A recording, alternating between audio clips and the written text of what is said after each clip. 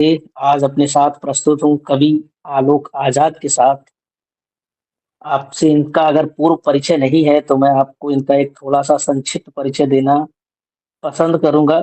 आलोक भैया हमारे गाज़ीपुर के निवासी हैं। इनकी प्रारंभिक शिक्षा जो है स्नातक तक वो गाज़ीपुर में ही हुई। उसके पश्चात इन्होंने एमए, एमफिल और पीएचडी जेएनयू से की और जेएनयू जैसे संस्थान से ये है तो ये मुझे बहुत अच्छा लगता है। इसके बाद इन्होंने कुछ दिनों शारदा यूनिवर्सिटी में बतौर फैकल्टी भी सेवाएं दी और अभी वर्तमान में ये जेएनयू से ही पोस्ट डॉक्टरल फेलो हैं। तो ये बहुत ही विस्तृत इनका एकेडमिक बैकग्राउंड है और अभी भी चल ही रहा है। पढ़ने लिखने वाले कवि हैं जो कि बहुत ही दुर्लभ है आजकल। इसके बाद इनकी जो कविताएं हैं वो देश की जो प्रमुख प्लेटफॉर्म है सोशल मीडिया और पत्र पत्रिकाओं में छप चुकी हैं, जैसे हिंदवी, हिंदीनामा, प्रति बहुमत और नई धारा आदि सम्माननीय पत्र पत्रिकाओं में इनकी कविताएं छपती रहती हैं। ये हमारी इनकी शुभेच्छाएं हैं। इसके बाद इन्हें 2024 का नई धारा आवाजें सम्मान भी मिला। इसमें मेरी भी एक कविता आई थी तो मैं तो व्यक्तिगत तौर पर जानता हूँ। और सबसे जो खुशी की बात है वो ये है कि इन्हें इनकी जो किताब है ईश्वर के बच्चे वो 2025 में हिंद युग प्रकाशन से प्रकाशित हुई है। तो ईश्वर के बच्चे जो किताब है उसने बहुत ही विस्तृत तौर पर हिंदी पट्टी का ध्यान खींचा है। हिंदी के जो प्रशंसक हैं उनका ध्यान खींचा है, प्रगतिशील लोग जो हैं उनका ध्यान खींचा है और इसलिए हम आज यहाँ ईश्वर के बच्चे पर भी बात करने आए हैं और कवि आलोक आजाद भैया पर भी बात करने आए हैं कि वो कविता रचते समय या कुछ भी साहित्य रचते समय उनकी मनोस्थिति क्या होती है, उनका ध्येय क्या होता है। तो सबसे पहले आलोक भैया आपका हार्दिक स्वागत है। बहुत शुक्रिया अजय जी। सबसे पहले तो आपको बहुत शुक्रिया और आपने मुझे इस लायक समझा कि आप मुझे बुला रहे हैं और मुझसे बात कर रहे हैं। तो दिल से आपका बहुत आभार और बहुत शुक्रिया आपको। अरे बिल्कुल आपका स्वागत है। सबसे पहले तो मैं यही कहूँगा कि आपका नाम मुझे बहुत पसंद है। हालाँकि मेरा नाम थोड़ा अलग है, संस्कृत निष्ठ ज़्यादा है, पर मुझे आपका नाम बहुत पसंद है, आलोक आज़ाद। तो जब मैं आपके नाम को वैसे पहले से ही मेरा परिचय है आपसे, पर अभी जब मैं इस पे आया तो मैंने सोचा कि आपने अपना नाम आज़ाद क्यों रखा? क्योंकि ऐसे ही कोई नाम नहीं रखता, जैसे मेरा नाम दुर्गे है तो उसकी भी एक कहानी है, कभी बताऊँगा आपको। पर चूँकि अभी आपसे बात करने के लिए आए हुए हैं, तो मैं आपसे ये प्रश्न करूँगा कि आपने अपने नाम के आगे आज़ाद ही क्यों लगाया? और दूसरा प्रश्न उसी से जुड़ा ये है कि आपके लिए आज़ाद या आज़ादी शब्द के मायने क्या हैं? बहुत शुक्रिया और पहला ही जो सवाल है वो व्यक्तिगत है और थोड़ा-सा भावनात्मक भी है। मेरे जी, लिए नाम में आज़ाद आने का जो अनुभव है, वो शायद इस बात से आता है पहले तो ये कि ये एक तरह की स्थिति है मेरे लिए और आकांक्षा है कि मैं आज़ाद हो पाऊँ। मैं ये नहीं कहूँगा कि मैं उस आकांक्षा के बहुत करीब हूँ, मैं प्रयास में हूँ। चेष्टा है मेरी कि मैं अपने नाम की के जो मायने हैं उसकी सार्थकता के करीब पहुँच पाऊँ। इसकी जो वजह है या इसका जो अनुभव है वो इस बात से आता है कि अ, मैं चूँकि जिस समाज से आता हूँ या हम जिस समाज से आते हैं, उस समाज जी, में हम जब पैदा होते हैं तो तमाम तरह के इमीडिएट एफ़िलिएशंस के साथ पैदा होते हैं। उन हाँ, संबद्धताओं में बहुत सारी झूठी गरिमा होती है। बहुत सारा बिल्कुल, अहंकार होता है, वो जातीय अहंकार हो सकता है, वो सामाजिक अहंकार हो सकता है, जिसको पीरे बोर्दियो सोशल कैपिटल कहते हैं। और हाँ, बिल्कुल, साथ ही साथ इस तरह के तमाम बॉर्डर्स होते हैं, सीमाएँ होती हैं, जो एक मनुष्य को एक मनुष्य से अलग कर रही होती हैं। वो जाति हो सकता है, वो जेंडर हो सकता है, वो देश हो सकता है, वो राज्य हो सकता है। तो मुझे लगता है कि जब मैं जेएनयू आता हूँ या उससे पहले भी ऐसे तमाम जीवन में अनुभव आते हैं, जो मुझे ये महसूस कराते हैं कहीं न कहीं कि जिस जाति कैपिटल के साथ, जिस सोशल कैपिटल के साथ मैं समाज में आया हूँ, वो सोशल जी, कैपिटल को लेकर के एक बेहतर मनुष्य नहीं रहा जा सकता है। मुझे वो जो एंटाइटलमेंट है या जो टाइटल है, उस टाइटल को कहीं न कहीं मुझे उसको छोड़ना होगा या तो उसकी मुखालफत करनी होगी क्योंकि वो टाइटल अपने साथ बहुत सारे अ, अधिकार और बहुत सारे प्रिविलेज लेकर के आ रहा है प्रिविलेज और एक लेके आता हूँ। बहुत सारे प्रिविलेज लेकर के आ रहा है और एक प्रिविलेज्ड व्यक्ति अ, सबसे पहले तो वो कवि नहीं हो सकता है, अगर वो इस प्रिविलेज को अपने पास रखना चाहता है तो। क्योंकि कविता हम्म, मैं अक्सर कहता हूँ कि कविता मेरे लिए जीवन की सघनता है और जीवन की सघनता क्या है? मतलब जीवन की सघनता ये है कि मुझे अगर अजय के करीब पहुँचना है, तो मुझे उन तमाम बाउंड्रीज़ को तोड़ना होगा, जो मेरे और अजय के बीच में खड़ी हैं। तो बहुत सुंदर बात क है ये। जी, और तो कविता मनुष्यतर होने की चेष्टा ही तो है ना। कविता अगर मैं हम्म, ये कहूँ कि कविता अंतिम व्यक्ति तक पहुँचने की एक साहित्यिक कोशिश है। तो एक व्यक्ति हम्म, जो ये कोशिश कर रहा है कि वो खुद में कविता को जिए या कविता लिखे हम्म, या अपने समय की कविता हम्म, को दर्ज करे, उसके लिए ये बहुत ज़रूरी है कि वो इस आकांक्षा को पाले कि वो जिन तमाम इमीडिएट एफ़िलिएशंस के साथ, एंटाइटलमेंट्स के साथ या प्रिविलेजेस के साथ आता है, उनसे वो जी, दूरी बनाने की कोशिश करे, उनकी मुखालफत करने की कोशिश करे, उनको कॉन्ट्राडिक्ट करे, उनको बहुत स्ट्रॉन्ग रिबटल दे। तो शायद इसी पूरी हम्म, प्रक्रिया में वो शब्द आया जो जेएनयू आने के बाद आता है और मैं ये तो नहीं कहूँगा, इस बात की तस्दीक नहीं करूँगा कि मैं उस शब्द के बहुत करीब हूँ। लेकिन मैं हम्म, कोशिश करता हूँ शायद अगर 2, 4, 10 प्रतिशत भी मैं उस शब्द की सार्थकता को जी पाता हूँ, इंटरनलाइज़ कर पाता हूँ, मुसलसल इंटरनलाइज़ कर पाता हूँ, तो शायद वो मानीखेज़ होगा। जी। बहुत बहुत मुझे खुशी हुई ये जानकर कि कम से कम कोई तो है जो एक ईमानदार कोशिश तो कर रहा है कम से कम। क्योंकि लोग तो इसको कोई मुद्दा ही नहीं समझते। लोग अपने उन्हीं विशेषाधिकारों के साथ कविता करते रहते हैं। तो मेरा जो इसी से दूसरा प्रश्न जुड़ा हुआ है, हालांकि आप उसको पहले ही थोड़ा बता चुके हैं, पर मैं उसमें और थोड़ा गहराई से जानना चाहता हूँ, क्योंकि वो प्रश्न बहुत महत्वपूर्ण है हमारे लिए। प्रश्न ये है कि ये जो आज़ादी का या जो अपने आप की जो विशेषाधिकार है आपके पास, पहले से ही प्रिविलेजेस हैं, आपके पास जो जातीय आइडेंटिटी है या जो आपकी अन्य जो विशेषाधिकार हैं, सामाजिक कैपिटल है जो आपने अभी बात की सोशल कैपिटल की, क्या उसको छोड़ने में या उसको त्यागने के विचार में ही जेएनयू का योगदान है, जवाहरलाल यूनिवर्सिटी का योगदान है? और अगर है तो कितना और किस रूप में है? क्योंकि जेएनयू को इतना ज्यादा डिफेम किया जा रहा है, आप भी जानते हैं, और इतना ज्यादा एक वातावरण बना दिया है कि जेएनयू को, जैसे ही कोई किसी के सामने जेएनयू शब्द ले देते हैं हम लोग, तो वो सीधे उसे एंटी नेशनल शब्द से जोड़ देता है। तो मैं उन्हें ये बताना चाहता हूँ कि जेएनयू का अर्थ जो आपने प्रचारित किया गया है आपके पास आकर, वो उससे जो स्थिति है वो बिल्कुल अलग है। तो मेरा प्रश्न यही है कि आपने जो सोशल कैपिटल छोड़ने की बात की, आपने जो विशेषाधिकार छोड़ने की बात की, उसमें जेएनयू का योगदान कितना है और किस रूप में?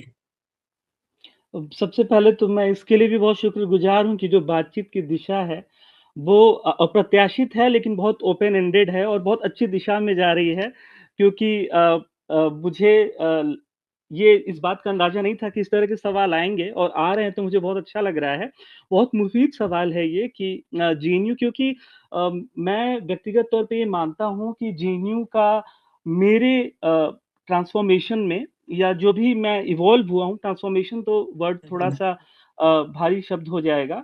जो इवॉल्व है, जो बदलाव आया है मुझ में छोटा या जो भी मुसलसल बदलाव आया, उसमें जेएनयू जैसे विश्वविद्यालय का बहुत बड़ा योगदान है। और वो इसलिए है क्योंकि मैं विश्वविद्यालय को कैसे समझता हूँ, मुझे ये लगता है कि विश्वविद्यालय एक ऐसी ज़मीन है, एक ऐसी दुनिया है, जहाँ पे पूरा एक विश्व जो है, वो एक-दूसरे के साथ सरोकार कर रहा है।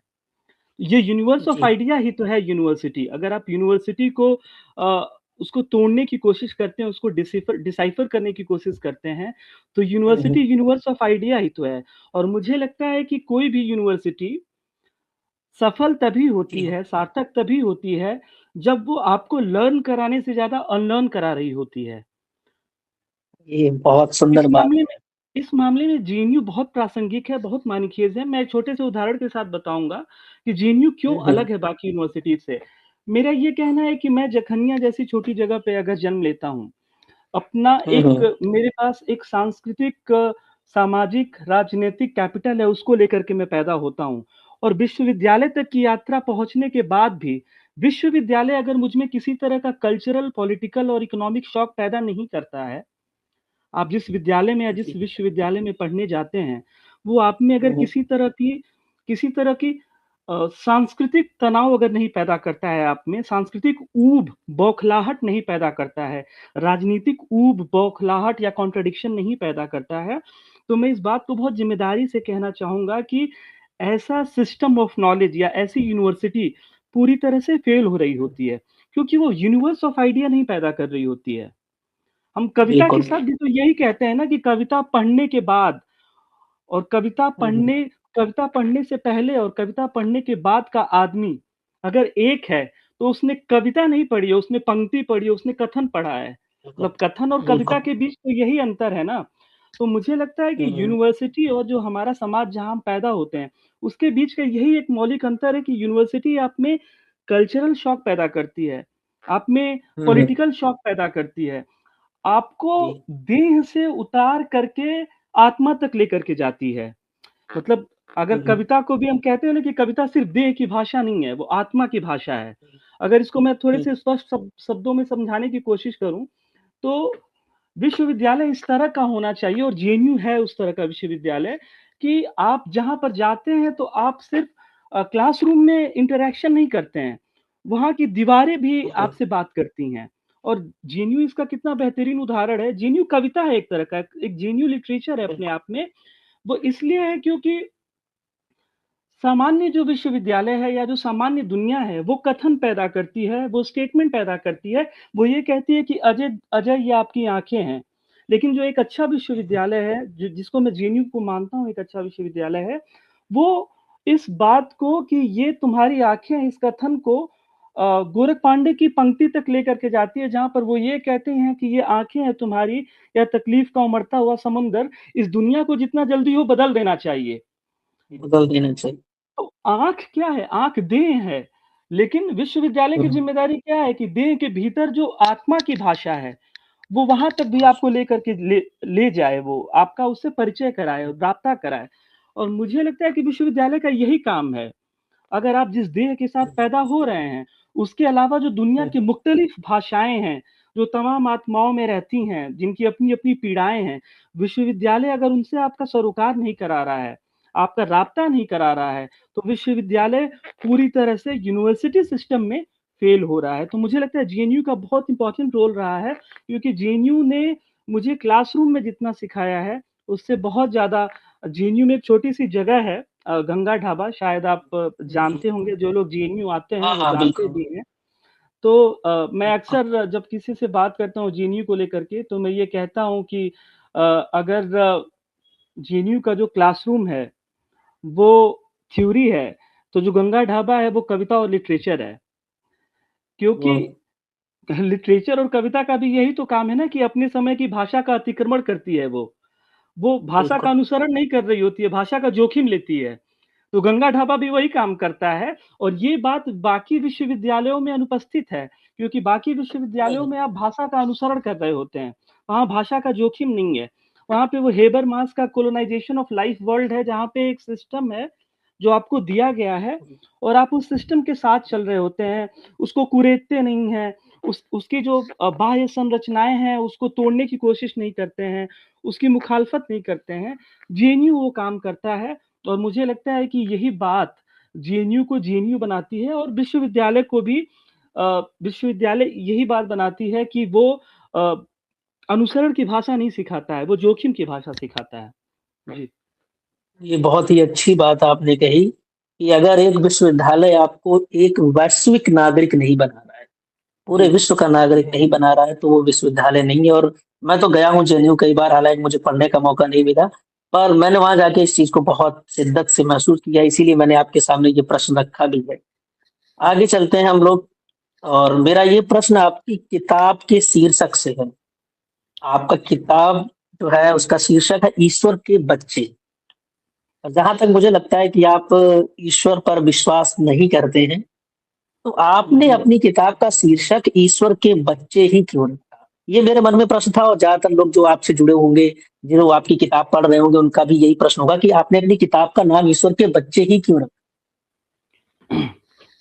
शुक्रिया इस सवाल के लिए। किताब का जो शीर्षक है ईश्वर के बच्चे, वो जी। ईश्वर के बच्चे इसलिए लिखा गया क्योंकि जो उसमें ईश्वर है, वो आक्रांता की तरह आता है।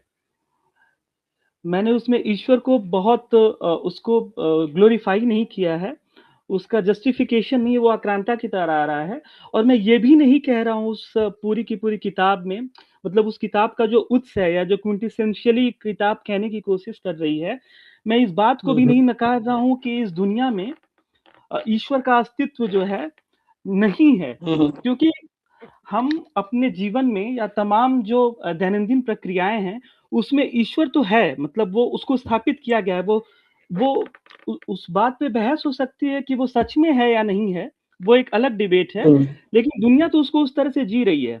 मैं कह रहा हूँ कि एक ऐसी बिल्कुल। दुनिया में जहाँ पर सामाजिक असमानता बहुत ज़्यादा होगी। मैं एक छोटे से गाँव से आता हूँ, अगर मेरे पास एक खाने के लिए 2 रोटी नहीं होगी, तो मेरा प्रधान मेरा ईश्वर होगा। बिल्कुल। एक ऐसा व्यक्ति जो नागरिकता की तलाश कर रहा है, भारत जैसे देश में शायद हम ये बड़ी ज़िम्मेदारी के साथ मैं बात कह रहा हूँ कि जिस लोकतंत्र में हम जीते हैं, वहाँ पे सिर्फ़ तंत्र ही है, लोक अनुपस्थित है। तो एक ऐसे देश में जहाँ एजेंसी और स्ट्रक्चर के बीच का जो गैप है, लोक और तंत्र के बीच का जो गैप है, वो इतना बड़ा है, इतना हुँ, विशाल हुँ। है, इतना ह्यूमंगस है कि वहाँ पे आप अपने जो स्थानीय तहसीलदार है या जो आपका मजिस्ट्रेट है, जिलाधिकारी है, उससे भी जब आप बात करते हैं, तो ये समाज आपको महसूस महसूस कराता है कि आप अपने ईश्वर से बात कर रहे हैं। तो सही बात है। ईश्वर तो हमारे जीवन की प्रक्रिया में है। वो किस तरह का ईश्वर है, हुँ, उस पे अलग तरह से बात की जा सकती है, क्योंकि जब व्यक्ति संप्रभु नहीं होगा, तो तानाशाह होंगे हमारे सामने, ईश्वर होंगे, हुक्मरान होंगे, हाकिम होंगे, क्योंकि हम संप्रभु नहीं हैं। हम अभी उस लड़ाई में हैं कि हुँ, हम अपनी हुँ। संप्रभुता की लड़ाई के लिए हम उस मुक्ति की आकांक्षा में हैं कि हम सब संप्रभु बनें। तो यहाँ पे जो मेरा जी। ईश्वर है, वो एक तंज की तरह आता है, एक कटाक्ष की तरह आता है, एक ऐसी दुनिया की बात करता है क्योंकि वो एक ख़ास कविता की तरफ इंगित करता है, ईश्वर के बच्चे एक कविता है और उस कविता हुँ, में हुँ। मैं सीरिया में खुले मैदान में दौड़ रहे बच्चों की बात कर रहा हूँ, कोशिश कर रहा हूँ उनके जीवन को डेलिनिएट करने की और वहाँ हुँ, पर उन्हें ये बताया जा रहा है कि जो मॉडर्न डेमोक्रेसी है, उस मॉडर्न डेमोक्रेसी में एक बहुत सुंदर सपना है जिसको बार-बार जो वेस्टर्न वर्ल्ड है, वो हम पर थोपता है और कहता है कि वहाँ की दुनिया बहुत सुंदर है, वहाँ के सपने बहुत सुंदर हैं। लेकिन सीरिया के बच्चे के लिए वो सपना सिर्फ़ इतना ही है कि उसको ये लगता है कि आकाश से एक जहाज आएगा, वो ऊपर उठा कर हुँ, के हुँ। उस ईश्वर की तरफ देखेगा और ईश्वर उसको खाना देगा। लेकिन ये बात पूरी तरह से उस ईश्वर पे निर्भर है कि वो कब उसको खाना देगा और कब उस जहाज से बारूद गिरा करके उस बच्चे को मार देगा। तो यहाँ पर जो ईश्वर है, वो एक अपराधी की तरह आ रहा है। मैं इस कविता में ईश्वर को इंडाइट कर रहा हूँ, मैं उसको हुँ, तंज की तरह या एक आपराधिक प्रतीक की तरह ले रहा हूँ कि बच्चा आकाश में सर उठा कर के देखता है मदद के लिए, हुँ, कई हुँ। बार रोटी आती है और कई बार बारूद आता है और वो मार दिया जाता है। तो ईश्वर यहाँ पे आक्रांता की तरह आ रहा है और ये कविता शायद शायद ये भी बताने की कोशिश कर रही है, जो मैं अपनी समझ से मैंने अपनी कविता में बताने की कोशिश की है, कि जिस दिन व्यक्ति बहुत संप्रभु होगा, उस दिन ईश्वर अपने हुँ, आप हुँ। चला जाएगा। मतलब वो खत्म हो जाएगा। उसका हुँ, हुँ। ग्रेजुअल डिक्लाइन हो जाएगा मतलब जिसकी बात मार्क्स कहते हैं ना कि जब हमारे अंदर एक सार्वभौमिक चेतना आएगी या क्लास कॉन्शसनेस हुँ, आएगा, हुँ। तो रिलिजन जो है it class will whether conscious. Away. वो मुसलसल चला जाएगा, खत्म हो जाएगा, उसकी ज़रूरत नहीं होगी। क्योंकि एजेंसी बहुत सॉवरेन होगी, तो ये जितने भी स्ट्रक्चर्स हुँ, हैं जो हुँ। हमारे सामने ईश्वर बन कर के आते हैं, वो गाँव के प्रधान से लेकर के हमारा हुँ, हुँ। प्रधानमंत्री तक हो सकता है। वो सारे हमारे बिल्कुल। जीवन के ईश्वर ही हैं। लेकिन जब व्यक्ति संप्रभु होगा समाज में समानता होगी तो सारे ईश्वर जो है एक दिन हुँ, मुसलसल मौत उनकी होगी और वो मर जाएँगे। तो जी। कविता में वो शीर्षक इस लिहाज से लिया गया है। मुझे तो बहुत ही अच्छा लगा। ख़ैर मुझे ये अच्छा लगा आपने ये कहा कि ईश्वर को स्थापित किया गया। अब क्या है कि हम उसको मान रहे हैं। मुझे वो गेम ऑफ थ्रोन्स की एक जो सीरीज़ है उसकी एक बात याद आ गई, जहाँ पे टाइविन लैनिस्टर कहता है कि सत्ता पावर जो है वो कहीं नहीं है, पावर वहाँ है जहाँ हम उसको स्थापित मान लेते हैं।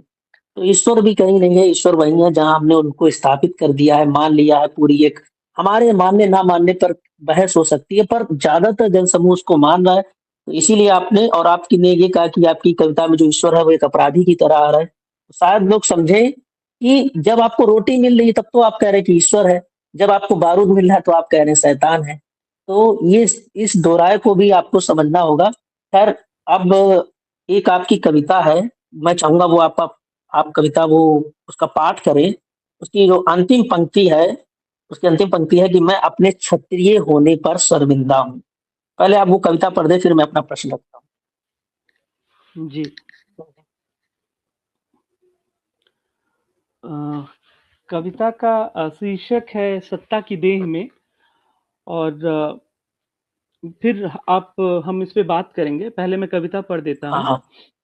जी, जी। मैं चाहता तो इस क्रूर वाक्य पर सवाल उठा सकता था कि तुम मेरे अपने होकर पैरों की धूल से क्यों जन्मे। मैं अपनी भुजाओं हुँ, से ब्रह्मा का मुख भेद सकता था और लौट सकता था उस माँ के उदर में, जहाँ हम दोनों एक ही रक्त से देह की सूक्ष्म काया में प्रवेश कर रहे थे। मैं बैठ सकता था उन कुओं के पास तुम्हारी प्यास के लिए, जहाँ तुम्हारे पैरों के निशान कुएं के कपाट तक भी नहीं पहुंच पाए। मैं देर रात तक खेतों में पानी देती तुम्हारी औरतों पर छींटाकशी करते लठैत ठाकुरों के सामने दहाड़ कर खड़ा हो सकता था। मैं सुपेली में गेहूं फटकती मेरी अम्मा की पैर मीजती बेटियों के लिए खरीद सकता था किताबें। मैं चुन सकता था विरासत से पहले लज्जा, पर मैंने वाह! चुना खेत, कुआं, चौपाल और तुम्हें फेंक दिया जैसे चावल से फेंक दिया जाता है कोई घुन। मैं क्षत्रिय हूँ, मेरे पुरखों की तलवार अब भी मेरे कंधे को दबोचती है और मैं उसे उतारना सीख नहीं पाया। रात के तीसरे पहर में मुझ में मेरी क्रूरताओं का लाल इतिहास चुपचाप उतर आया है। मैं अपने क्षत्रिय होने पर शर्मिंदा हूँ। बहुत ही गहरी कविता है और आत्म स्वीकृति इतनी ज़्यादा है कि मैं आपको सबसे पहले तो धन्यवाद दूँगा। इतनी हिम्मत आप कर पाए कि आत्म स्वीकृति के इस स्तर पर पहुँच पाए, बहुत कम लोग पहुँच पाएँगे इस पर। आपकी एक पंक्ति आई कि मैं चुन सकता था विरासत से पहले लज्जा। ये जो विरासत का भाव है, मैंने इसको देखा कि बहुत ज़्यादा भाव है कि हमारी लेगेसी बहुत बड़ी है, हमारे पुरखे ऐसे थे, ये किया हमारे पुरखों ने। अब तो एक तो व्हाट्सएप फॉरवर्ड इतने आ गए कि 52 किलो की तलवार लेके चलते थे, 40 किलो का कवच होता था। आप ये सब सुने होंगे। तो ये जी। जो विरासत है और आप कह रहे हैं कि मैं चुनना चाहता हूँ विरासत से पहले लग जाए, ये बहुत बड़ी बात है। प्रश्न मेरा ये है कि जब आपने ये कहा कि मैं अपने क्षत्रिय होने पर शर्मिंदा हूँ, तो उसमें एक क्योंकि अभी आप जानते हैं कास्ट बहुत ज़्यादा हावी हो गई है हमारे समाज में, राजनीति में। तो लोग कहते हैं कि कास्ट प्राइड होना कोई गलत बात नहीं है। कास्ट प्राइड तो हर कास्ट में होना ही चाहिए, हम अपने ऊपर गर्व क्यों ना करें। ये जो तर्क देते हैं, हालाँकि मैं उससे सहमत नहीं हूँ, मेरे पास उसके तर्क भी, पर मैं आपका उसमें पॉइंट ऑफ व्यू जानना चाहता हूँ कि कास्ट प्राइड को आप किस नज़रिए से देखते हैं? और कास्ट प्राइड आपके लिए कितना बुरा है? कितना आत्मघाती है अपने लिए भी और अन्य लोगों के लिए भी? क्योंकि मुझे लगता है कि कास्ट प्राइड जो है, वो डिह्यूमनाइज़ेशन के शर्त पर आता है। अब आप मुझे बताइए। बिल्कुल ठीक बात है। और आपने जैसा कि कहा कि कास्ट प्राइड जो है वो डिह्यूमनाइजेशन के शर्त पे ही आता है। मुझे लगता है ये सबसे बड़ा एग्जिस्टेंशियल अब्यूज है। कास्ट प्राइड जो है वो अ, अस्तित्व की सबसे बड़ी गाली हो सकती है। मतलब आप एक ऐसी विरासत को ढोने की बात कर रहे हैं जिस विरासत की स्मृति में सिर्फ और सिर्फ हिंसा और श्रेष्ठता बोध है। ये अपने आप में कितनी खतरनाक बात है। मुझे अक्सर जब मैं कास्ट प्राइड की बात करता हूँ या किसी से बातचीत करता हूँ, तो मुझे ओम प्रकाश वाल्मीकि की भी वो कविता याद आती है कि अ, खेत ठाकुर का, गाँव ठाकुर का, मेरा क्या? तो ये ये कितनी बुनियादी बात है कि जब हम कास्ट प्राइड की बात करते हैं, तो हम इस अब्यूज़ को नहीं समझ पा रहे हैं कि इस विरासत की वजह से जो सबसे पहले खत्म हो रहा है, वो ये हो रहा है कि हम एक ऐसी दुनिया की कल्पना भी नहीं कर सकते हैं, एक ऐसी दुनिया का आग्रह भी नहीं कर सकते हैं, जिस दुनिया में हम प्रेम का जो बुनियाद है, उसके बारे में भी सोच सकें। क्योंकि एक एक कविता है उनकी ना कि हम एक ऐसी दुनिया की कल्पना करें जहाँ पर अ, मैं तुम्हारा वो मुझे ठीक से कविता शायद केदारनाथ सिंह की कविता है कि अ, एक हाथ हाथ में हाथ हो और वो स्पर्श की बात करते हैं। तो स्पर्श कितना महत्वपूर्ण है किसी दुनिया में और स्पर्श को महसूस करने के लिए जो बीच में बाउंड्रीज़ हैं, जो दीवारें हैं, वो सबसे बड़ी दीवार भारत के परिप्रेक्ष्य में तो जाति ही है ना। मतलब जाति से बड़ी कोई बाउंड्री तो नहीं है जो एक व्यक्ति को दूसरे व्यक्ति तक पहुँचने से रोकती है। और इस बात को ऐसे भी समझना चाहिए कि जब हम जाति की बात कर रहे हैं या एक ऐसी दुनिया की बात कर रहे हैं जहाँ पे हम विरासत को लेकर के महसूस करने की या सोचने की बात कर रहे हैं। मेरे बहुत सारे दोस्त हैं जो ये कहते हैं कि आलोक तुम अपनी कविताओं में जब कास्ट प्राइड को लिखते हो, तो तुम अक्सर उस समाज की बात कर रहे हो जिसको तुम कह रहे हो कि तुम क्षत्रिय होने पे शर्मिंदा हो। तुम दूसरे समाज की बात कर रहे हो और उस समाज के बारे में ये कह रहे हो कि वो समाज बहुत शोषित है।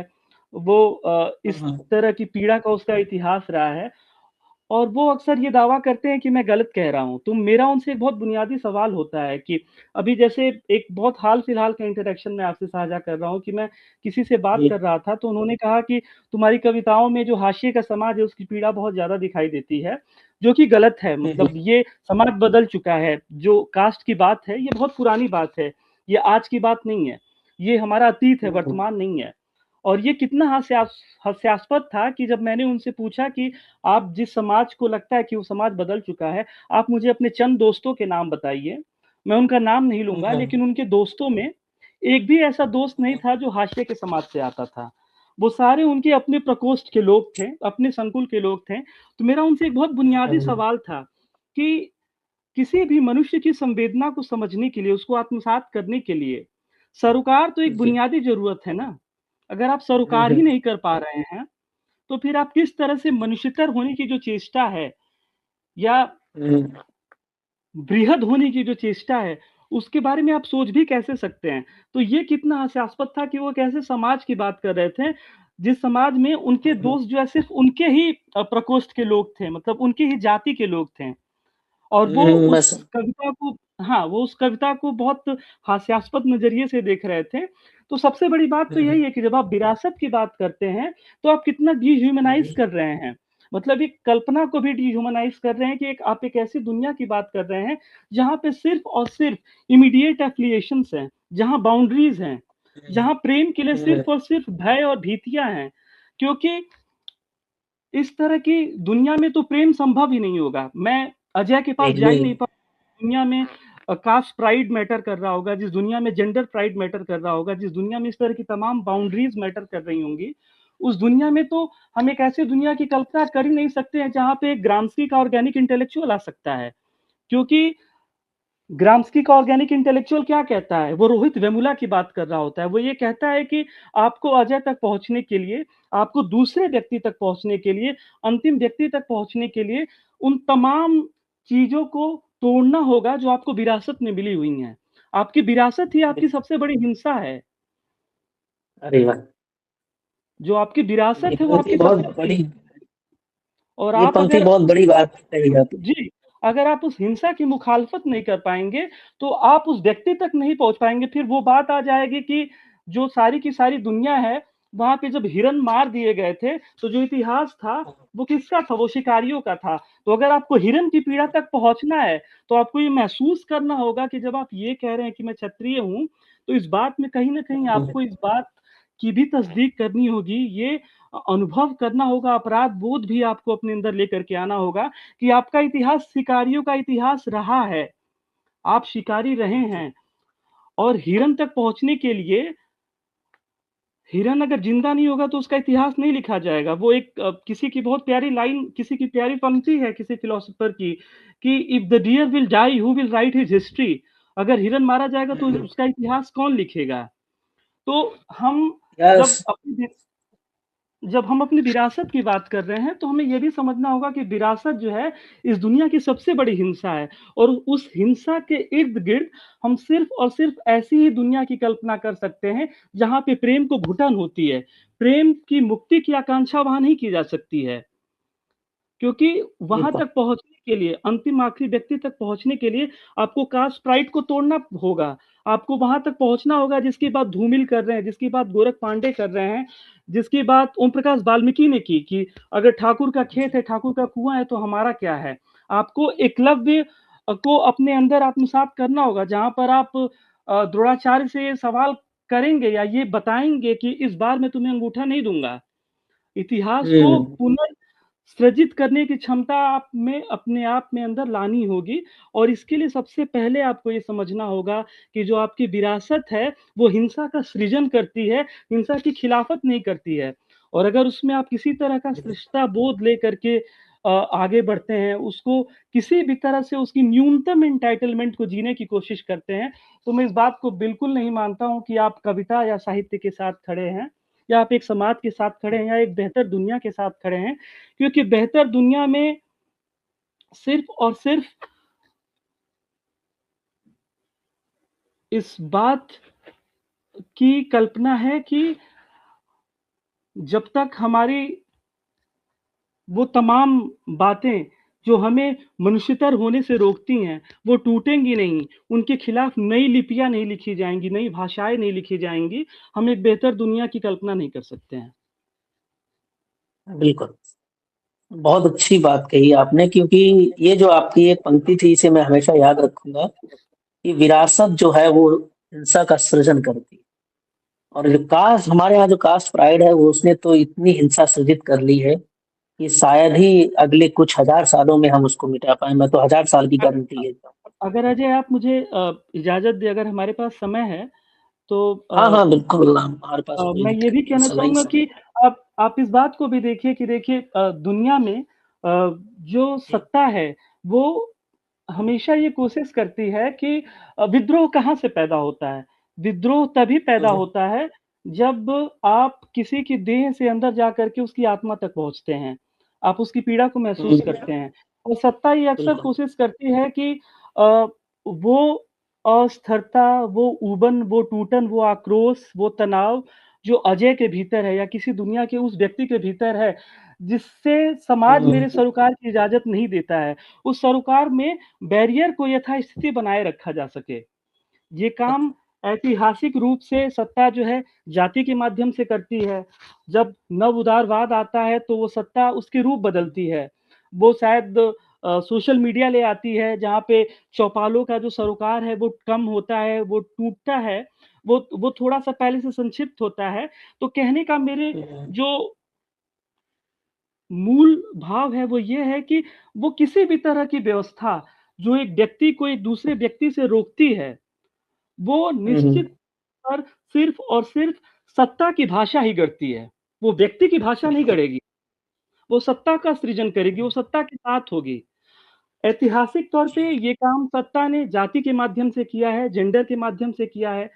मॉडर्न सोसाइटी में नियो लिबरल सोसाइटी में वो काम नए तरीके के apparatus से किया जाता है, वो फ़ेसबुक से होता है, इंस्टाग्राम से होता है। उसके अपने रेमिफिकेशंस हैं, लाभ और हानि दोनों हैं। लेकिन मैं उस सवाल के परिप्रेक्ष्य में कह रहा हूँ कि ये सत्ता के हमेशा फ़ायदे की बात है, ये सत्ता के व्यक्तिगत लाभ की बात है कि वो चाहती है कि 2 अलग-अलग दुनिया के लोग एक दूसरे के हम्म, पास कभी ना पहुँच पाएँ, क्योंकि पास पहुँचने का सबसे बड़ा जोखिम है प्रेम का उत्स होना। प्रेम का बीज वहाँ कुछ। पे पैदा हो सकता है और जिस दिन प्रेम का बीज पैदा होगा, उस दिन जाति टूटेगी, उस दिन जेंडर टूटेगा, उस दिन दुनिया की तमाम बाउंड्रीज़ टूटने का खतरा होता है, क्योंकि सरोकार से प्रेम का सृजन होता है, प्रेम से चेतना का सृजन होता है, चेतना से विद्रोह का सृजन होता है और विद्रोह से सत्ता टूटती है और सत्ता इसीलिए चाहती है कि जाति बनी रहे, जेंडर बना रहे और वो तमाम भाषाएँ बनी रहें, जहाँ पे सरोकार की जो संभावना है वो न्यूनतम होती है या बिल्कुल नहीं होती है। जी। बहुत ही अच्छा आपने ये बाद में जो क्लियर किया, बहुत ही अच्छा रहा, मुझे तो बहुत अच्छा लगा। अब एक कविता आपकी मैं पढ़ रहा था, चूंकि अभी कास्ट पे मैंने बात की, आपने जेंडर पे बात की, जेंडर पे तो मैं आपसे वैसे भी बात करना चाह रहा था। आपकी मुझे एक कविता मिली, छोटी सी कविता है जिसका शीर्षक है अलमारी। मैं पढ़ देता हूँ आपके लिए। माँ की अलमारी में उसके प्रेमी की चिट्ठियां हैं। मैंने कभी नहीं पूछा पर मुझे यकीन है ये चिट्ठियां किसी भूले हुए प्रेमी ने लिखी हैं जो लौटने की तमीज नहीं लाया। खैर, तमीज नहीं लाया वो आपका अपना है। और मेरा प्रश्न ये है कि आपके अंदर इतनी सहजता कैसे आई कि आपने माँ की अलमारी में रखी हुई प्रेमी की चिट्ठियों को पढ़ा। हमारे यहाँ ऐसा नहीं होता, आप भी पता है, आप भी जानते हैं, हम भी जानते हैं।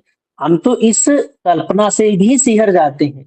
हमारा जो समाज है वो इस कल्पना से सिहर जाता है कि हम हमारी माँ कभी कोई बच्ची रही होगी, हमारी माँ कभी कोई युवती रही होगी। ये कल्पना तक नहीं करना चाहते हम। और आपने कल्पना की है कि माँ की अलमारी में उसके प्रेमी की चिट्ठियां हैं। तो इतनी हिम्मत आप कहाँ से लाए? सबसे पहले तो शुक्रिया इस कविता को पढ़ने के लिए। अ, माँ के बारे में मैं जब भी सोचता हूँ, हम अक्सर ऐसे समाज में जी रहे हैं जहाँ पर हम जब प्रेम की बात करते हैं या इस तरह की अनुभूति की बात करते हैं, तो हम व्यक्ति और पिता तक तो बहुत सहज होते हैं, लेकिन जब हम हम्म, बहन तक जाते हैं और जब माँ तक पहुँचते हैं, तो वो हिंसा में रूपांतरित हो जाता है और बहुत असहज हो जाते हैं। माँ की अलमारी और ईश्वर के बच्चे में ही एक और कविता है माँ का प्रेम। उन दोनों हाँ, वो पढ़ कविताओं दीजिए। अच्छा ठीक है, मैं पढ़ देता हूँ, बहुत छोटी-सी कविता है। कविता हाँ का हाँ। शीर्षक है माँ का प्रेम। कविता कुछ इस तरह से है कि मेरी माँ ने भी कभी प्रेम किया होगा, लेकिन ब्याही गई वो मेरे पिता से। मेरी माँ ने भी कभी प्रेम किया होगा, लेकिन ब्याही गई वो मेरे पिता से। कभी-कभी याद हम्म। आता होगा उसे उसका प्रेमी, कभी-कभी वो पत्नी नहीं, प्रेमिका होती होगी। तो बहुत मैं बात पर आता हूँ। माँ सच में एक बहुत संवेदनशील विषय है। और मैं इसको थोड़ा-सा स्ट्रक्चरली भी कहने की कोशिश करूँगा, क्योंकि जब भी मैं माँ के बारे में सोचता हूँ, तो मुझे ऐसा लगता है कि माँ जो है, वो दुनिया की हम्म। सबसे पुरानी सांस्कृतिक श्रमिक है। मतलब अगर मुझे ये कहना हो कि शायद लक्ज़मबर्ग की पंक्तियाँ हैं ना कि जिस दिन अ, हाँ, श्रम रोजा की चोरी लग्जमबर्ग। की जब हाँ, रोज़ा लक्ज़मबर्ग की पंक्तियाँ हैं ना कि जिस दिन श्रम की चोरी की गणना होगी उस दिन जब औरतों की श्रम की चोरी की गणना होगी उस दिन इतिहास की सबसे बड़ी लूट पकड़ी जाएगी, है ना? सबसे बड़ी चोरी तो पकड़ी जाएगी जी। सबसे बड़ी चोरी पकड़ी जाएगी, तो मुझे ये बिल्कुल ठीक लगता है कि जो माँ है, वो दुनिया की हम्म। सबसे पुरानी सांस्कृतिक श्रमिक हैं या जो हमारी बहनें हैं, वो दुनिया की सबसे पुरानी सांस्कृतिक श्रमिक हैं। वो ओल्डेस्ट कल्चरल लेबर है हमारी सिविलाइज़ेशन की। और ये जी। बात मैं इसलिए कह रहा हूँ, क्योंकि माँ की माँ का जो नैतिक भार है, वो इतना बड़ा है, इतना वृहद है, इतना भय पैदा करता है कि उसके अंदर तमाम आकांक्षाएँ घुटती हैं, रोज़ मरती हैं। और औरत होने हम्म। का जो भार है वो इतना बड़ा है कि उसमें स्त्री पूरी तरह से मर जाती है। मतलब उसका जो अस्तित्व है वो ख़त्म हो जाता है। और इस हाँ। बात को हमारा समाज जो हमारी पितृसत्ता है और हमारा जो जी। लिबरल सोसाइटी है, जो न्यू लिबरल सोसाइटी है, जो पूंजीवाद है, हाँ वो इतना अच्छी हाँ तरह हाँ। से भुनाता है। मैं कई बार इस बात को सोचता हूँ कि मैं अपने दोस्तों से जब भी बात करता हूँ, तो कई बार ऐसा होता है वो ये कहते हैं कि यार माँ का खाना कितना सुंदर होता है, बड़ा याद आता है। तो इस बात को आप देखिए ना कि एक तो पूंजीवाद भी इस बात को कितना अच्छे से भुना रहा है कि वो ये बार-बार बोल रहा है कि माँ के हाथ का खाना। तो कहीं न माँ के कहीं हाथ का। माँ का जो श्रम है, वो उसको किचन तक सीमित कर रहा है। इस बात को पूंजीवाद भी बहुत अच्छे से भुना रहा है। तो पूंजीवाद को भी एक बहुत अच्छा श्रमिक मिल रहा है, मतलब एक सिंबॉलिक लेबर हम्म। पूंजीवाद को मिल रहा है और पितृसत्ता पैट्रियार्की को तो एक लेबर मिल ही रहा है, कि एक ऐसी दुनिया जो हम्म। आधी आबादी है उसको किचन तक सीमित कर दिया जाए। मतलब उसका जो लाल हम्म। लहू है, वो सिर्फ़ किचन तक रिश्ता रहे। तो ये बड़ी हाँ। विडंबना है स्त्री को लेकर के, माँ को लेकर के कि उसको जो है पूंजीवाद भी भुना रहा है। डालडा के पैकेट पे, घी के पैकेट पे माँ के हाथ का बना हुआ खाना, माँ के हाथ का बना हुआ घी और उसको पितृसत्ता भी बहुत अच्छे तरह से भुना रही है। और इन तमाम बातों में ये कितनी सहज बात है कि माँ का भी श्रृंगार का मन होता है, माँ का भी मन होता है कि वो लिपस्टिक लगाए। माँ भी अपने बच्चे की तरह उन तमाम अनुभवों को जीना चाहती है और मैं ये कहना चाहूँगा कि मेरी कविता में माँ जब अपने प्रेमी हम्म, को याद कर रही है, और ये मैं बहुत ज़िम्मेदारी के साथ कह रहा हूँ, माँ जब अपने जी प्रेमी को याद कर रही है, तो वो सिर्फ़ एक स्मृति का लेखा-जोखा नहीं है, वो अपने एजेंसी को भी क्लेम कर रही है। बिल्कुल। माँ जब अपने प्रेमी को याद कर रही है, तो वो सिर्फ़ स्मृति का हम्म, लेखा-जोखा नहीं है, वो अपने नहीं। एजेंसी को भी क्लेम कर रही है। अब एजेंसी को वो इस तरह से क्लेम कर रही है कि वो उस स्ट्रक्चर, उस संरचना की मुखालफत करने की कोशिश कर रही है कि जिस दुनिया में 18-21 वर्ष की उम्र में आप अपना प्रधानमंत्री चुन सकते थे, मेरी माँ अपना प्रेमी नहीं चुन पाई। तो बिल्कुल। जब वो साइलेंट रेजिस्टेंस है एक तरह का। मतलब जेम्स स्कॉट कहते हैं हाँ। ना कि कई बार जो स्त्री है, वो प्रतिरोध प्रत्यक्ष रूप से नहीं कहती है, लेकिन वो नाराज़ होकर के अपने पिता से नाराज़ होती है, अपने भाई से नाराज़ होती है। प्रेमिका अपने भाई से नाराज़ हो जाती है कि वो उसके प्रेमी से मिलने उसे नहीं दे रहा है। तो मुझे लगता है कि ये माँ का भी अप्रत्यक्ष प्रतिरोध है। वो साइलेंट रेजिस्टेंस है, जहाँ पे वो अपनी एजेंसी को क्लेम करने की कोशिश कर रही है, और स्मृति के बहाने, स्मृति की यात्रा के माध्यम से वो उस स्ट्रक्चर की मुखालफत कर रही है कि मैं इस तरह के स्ट्रक्चर को स्वीकार नहीं करती हूँ, जहाँ पर मैं अपनी दुनिया का आग्रह नहीं कर पाई।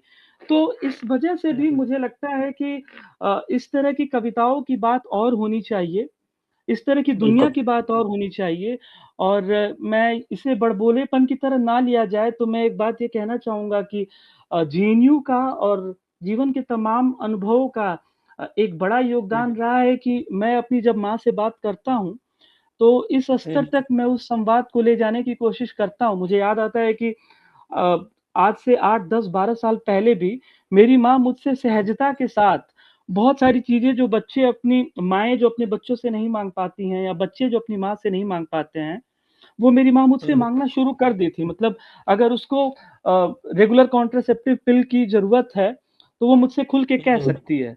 अगर उसे पैड की ज़रूरत है, तो वो मुझसे खुल के कह सकती हाँ, है। तो मुझे लगता है इस तरह की दुनिया होनी चाहिए, जहाँ पर माँ और बेटे के बीच का जो संवाद है, वो इस स्तर तक पहुँचाया जा सके, जहाँ पर वो दोनों सहजता से इस बात को कह पा रहे हैं।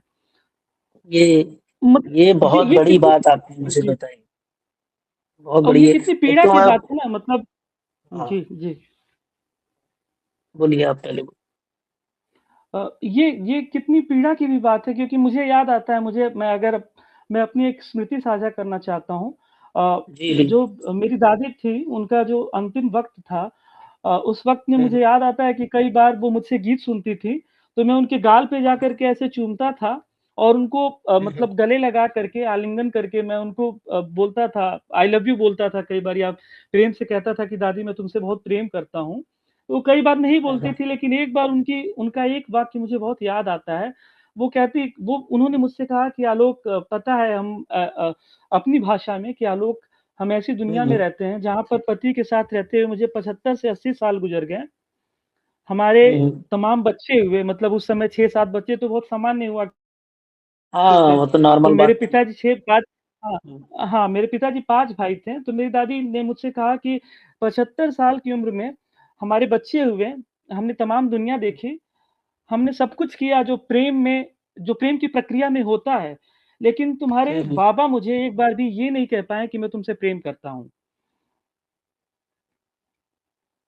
तो हमारे यहाँ प्रेम की अभिव्यक्ति इतनी असहज है कि उसमें हम्म, पितृसत्ता की जो हिंसा है, जो वॉयलेंस ऑफ पैट्रियार्की है, वो इतनी वेल इलैबोरेटेड है, वेल इन्फ्यूज़्ड है कि औरत सिर्फ़ एक देह की तरह है। मतलब पति वहाँ पर जाता हाँ, है, उसके साथ वो सहवास या जो भी प्रक्रियाएँ हैं, हम्म, शायद उसके लिए वो एक तरह का कल्चरल apparatus है, जहाँ पे वो बच्चा पैदा कर रही है और उसकी उसकी विरासत को बढ़ा रही है।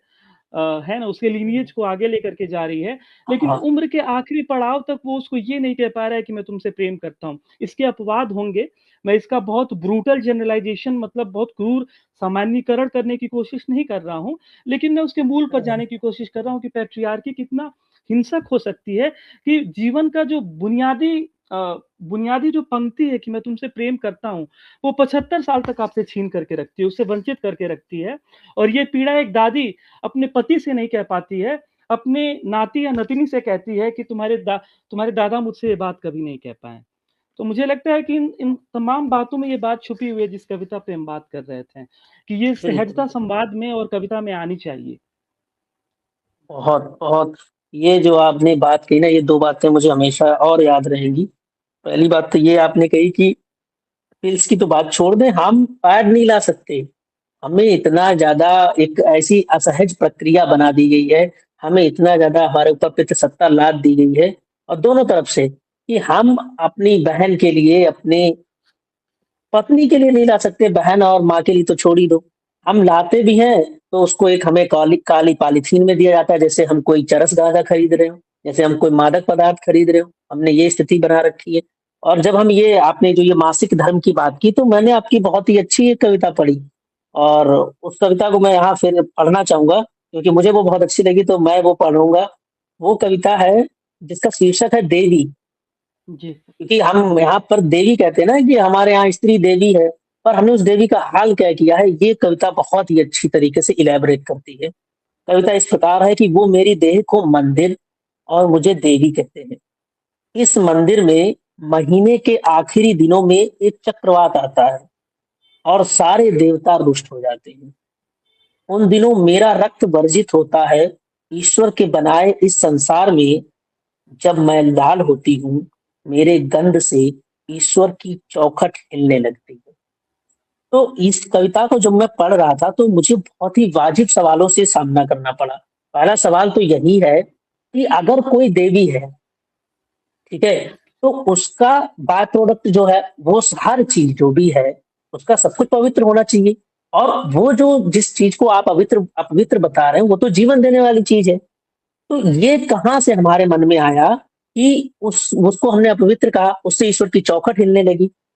और इसके चक्कर में मैं आपसे एक और सवाल इसी को जाति से जोड़ूंगा, कि क्या जो जेंडर है, क्या जो आपके एक तरीके से मिसोजिनिस्ट लोग जो है, या मिसोजिनी जो है, वो कास्ट प्राइड को या कास्ट की जो खाई है उसको और ज्यादा बढ़ावा देती है, या हमारे यहाँ जो जाति है उसके केंद्र में मिसोजिनी है?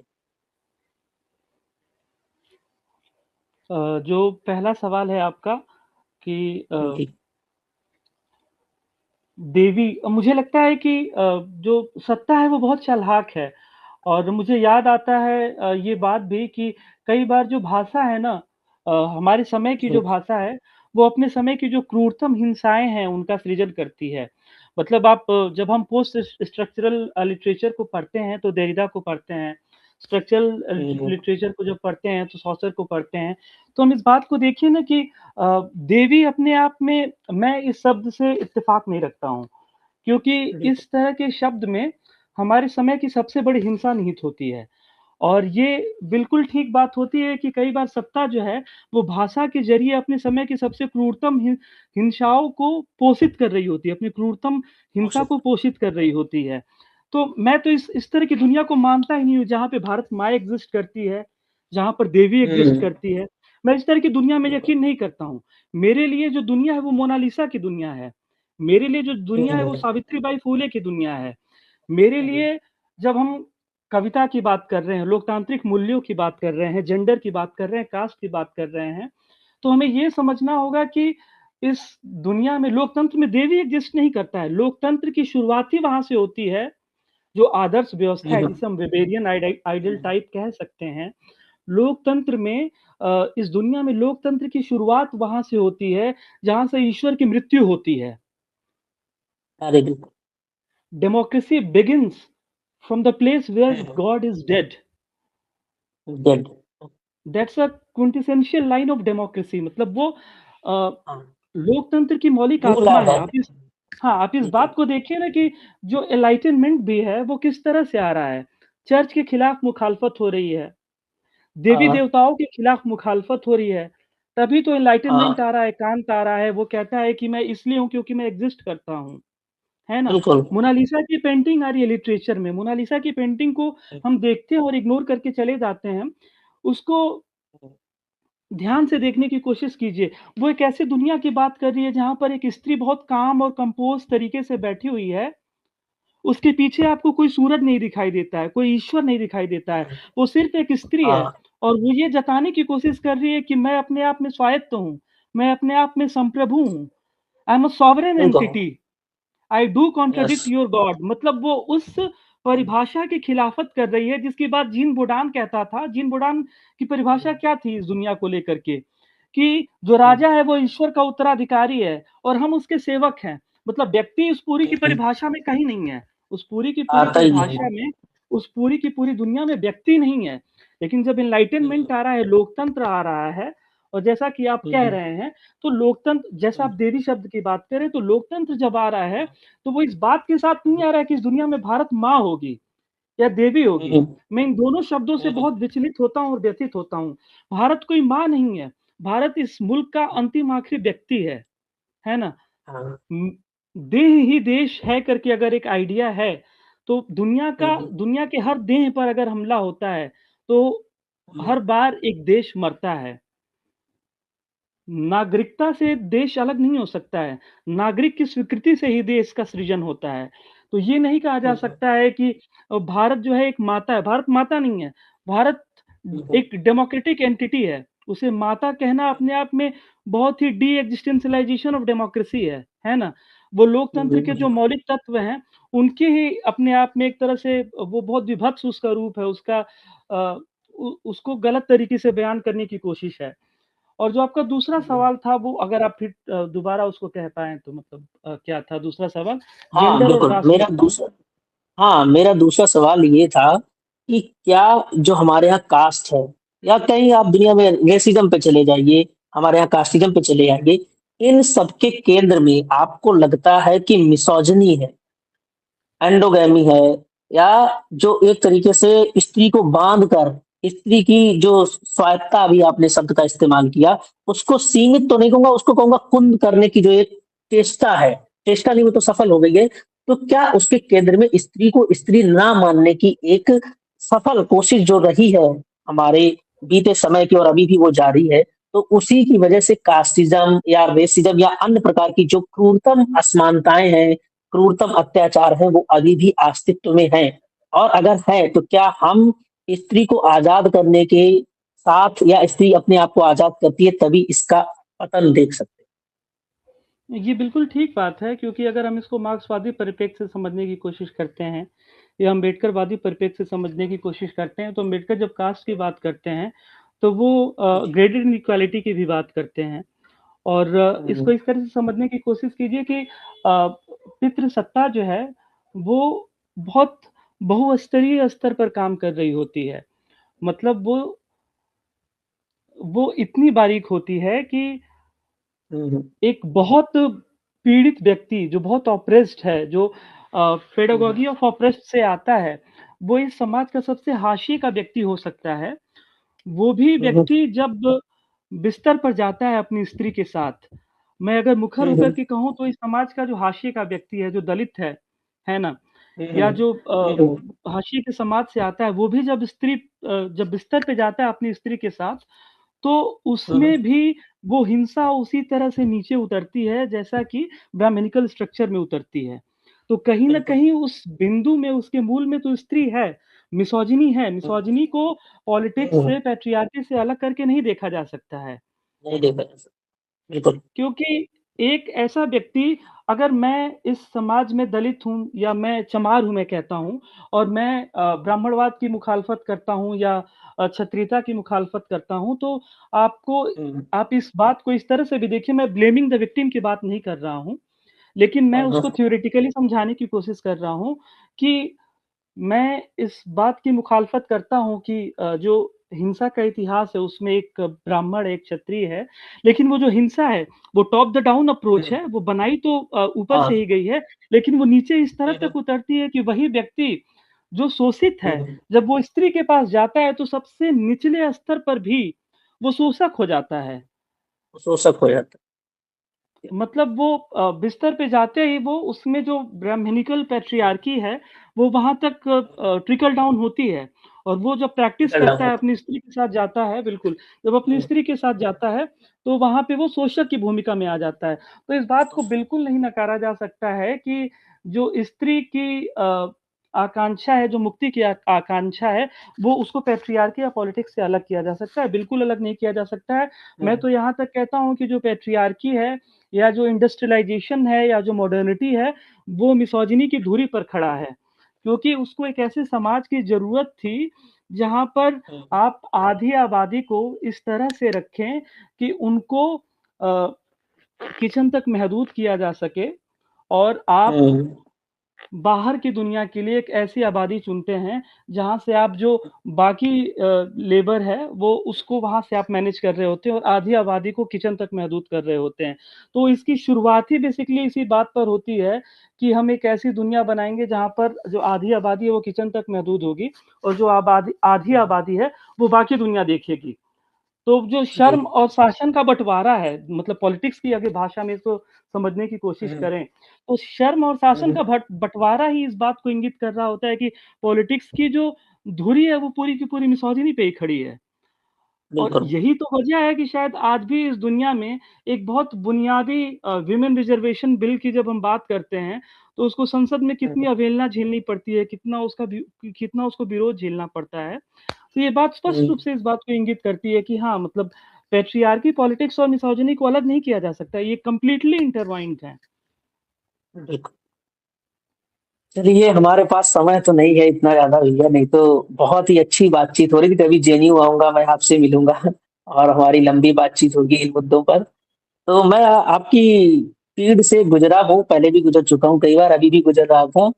तो मुझे आपकी आवाज़ बहुत प्यारी लगी। मैं चाहता हूँ कि आप कोई भी गीत, चाहे वो आपका अपना गीत हो, चाहे वो आपको जो प्रिय हो किसी और का, आप अपनी आवाज़ में एक गीत हमें सुना के जाएँ।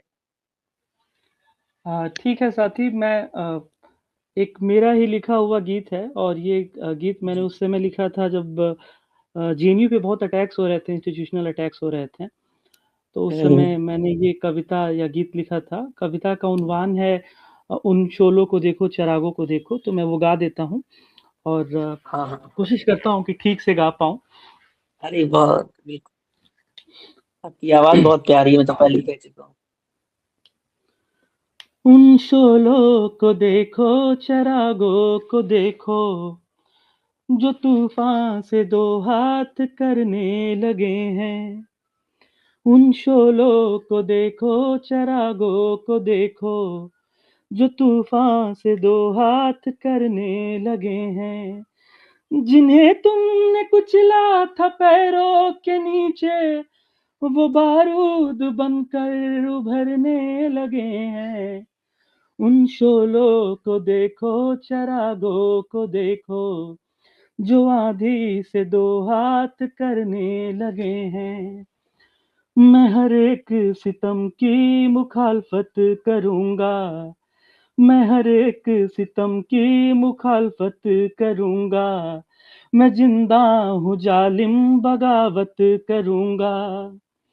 भले चाहे सड़कों पे लाशें बिछा दो या टैंक गोलों से हमको डरा दो। मैं हूँ धूल फिर से हवा में उठूँगा, उठूँगा और आँखों में चुभूँगा। ए जालिम तेरी पुतलियाँ नोच लूँगा। उन शोलों को देखो, चिरागों को देखो, जो तूफ़ान से 2 हाथ करने लगे हैं। सिसकियों में दिन-रात सारे गुजारे, सिसकियों में दिन-रात सारे गुजारे। गरीबी मेरी और सिंहासन तुम्हारे, गरीबी मेरी और सिंहासन तुम्हारे। मेरे घर में चूल्हे पे आँसू उबलते, मेरे घर में चूल्हे पे आँसू उबलते, तुम्हारी हवेली में पकवान सारे। उन शोलों को देखो, चिरागों को देखो, जो तूफ़ान से 2 हाथ करने लगे हैं। जो कल की सुबह हो अमन लेके आए, जो कल की सुबह हो अमन लेके आए। मोहब्बत के तारे सदा टिमटिमाए, कि फिर कोई जालिम न सर को उठाए, कि फिर कोई जालिम न सर को उठाए। भगत और बिस्मिल के हम गीत गाएं, उन शोलों को देखो, चरागों को देखो, जो आंधी से दो हाथ करने लगे हैं। शुक्रिया। वाह! बहुत सुंदर और क्या गीत है ये। और खासकर वो पंक्ति जो आपकी है कि हमारे चूल्हे पर आंसू उबले, इससे मार्मिक अभिव्यक्ति गीतों में मैंने समकालीन में नहीं सुनी है। और मुझे बहुत खुशी हुई कि आपका गीतों पर भी समान अधिकार है। तो अब आपसे विदा लेने चाहेंगे क्योंकि 1 घंटे का समय हो चुका है। जो जी, भी लोग हमें देख रहे हैं, बाद में देखेंगे, मैं सबसे कहूँगा कि आलोक आज़ाद जी की जो कविता संग्रह है जिसका शीर्षक है ईश्वर के बच्चे, उसको खरीद कर ज़रूर पढ़ें आप। आपकी वैचारिकी हासिल होगी, आप पूरा अपने आप को बदला हुआ पाएँगे और बेहतर की ओर आगे बढ़ेंगे। बहुत शुक्रिया आपका आलोक भैया हमारे साथ जुड़ने के लिए। आपसे मैंने पहली बार कहा और आप हमारे चैनल पर आए। मुझे बहुत खुशी हुई आपसे बात करके, मैं खुद समृद्ध हुआ। आपका भी बहुत बहुत शुक्रिया धन्यवाद और भैया। हम दोनों ही पारस्परिक रूप से बहुत समृद्ध हुए। बहुत शुक्रिया आपका, बहुत शुक्रिया अजय। धन्यवाद।